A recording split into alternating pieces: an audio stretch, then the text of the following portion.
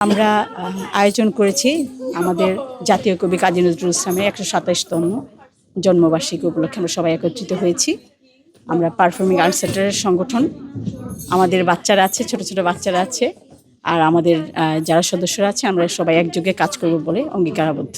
নজরুলকে আমরা বিবেচনা করি আমাদের জাতীয় কবি হিসাবে, এটা তার পাওনা। একজন কবির কিন্তু কিছু পাওনা থাকে জাতির কাছে। আমরা মনে করি কবিরা মারা গেলে তারা খুব সম্মানিত হবে, সবাই তখন তাকে নাড়াচাড়া, পৃথিবীর সব দেশেই তাই হয়। নজরুলের মতো একজন কবি ছিলেন ফ্রান্সে, তার নাম হলো জাঁ তু র্যাবো, ফরাসি উচ্চারণ হলো খ্যাম্বো।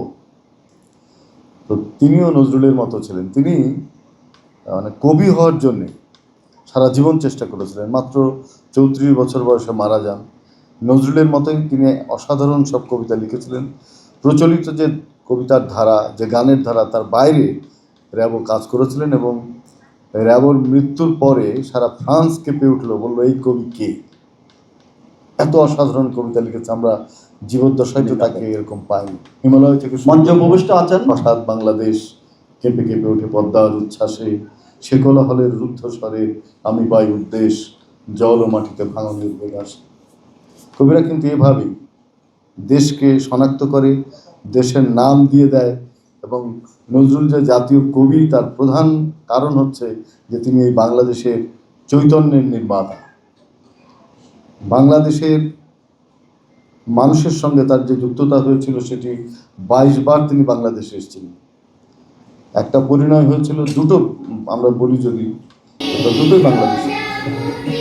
এবং আমরা অনেকে মনে করি নার্গিসের সঙ্গে মনে হয় নজরুলের এই যে বিচ্ছেদ হলো, এটা সবাই এটা নিয়ে কিন্তু অনেক গবেষণা করে।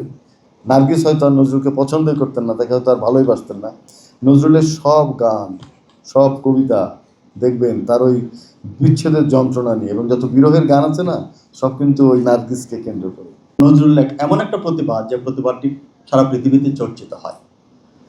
নজরুল একাধারে শ্যামা সঙ্গীত রচনা করেছেন, গেয়েছেন, অন্যদিকে তিনি মুসলিম জাগরণের জন্য অসাধারণ সব গজল গান তৈরি করেছেন।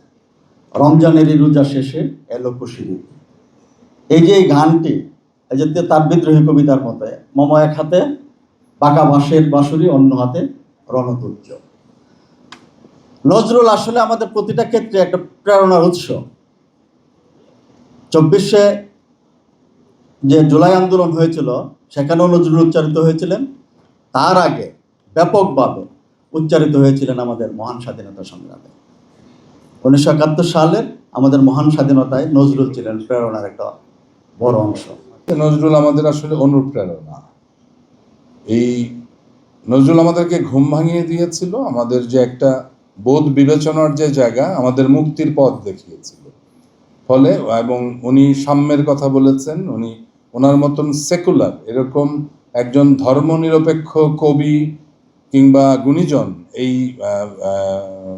পাওয়া এই 19 শতকের দিকে সারা পৃথিবীতে পাওয়া খুব দুষ্কর।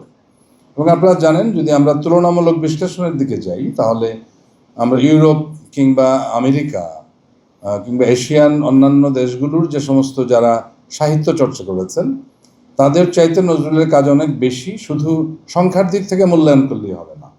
মানে উনি কি না করেছেন, এই যে বললাম যে উনি মুক্তির কথা বলেছেন এবং জাগরণের কথা বলেছেন, এগুলো তার বৈশিষ্ট্যের অংশ।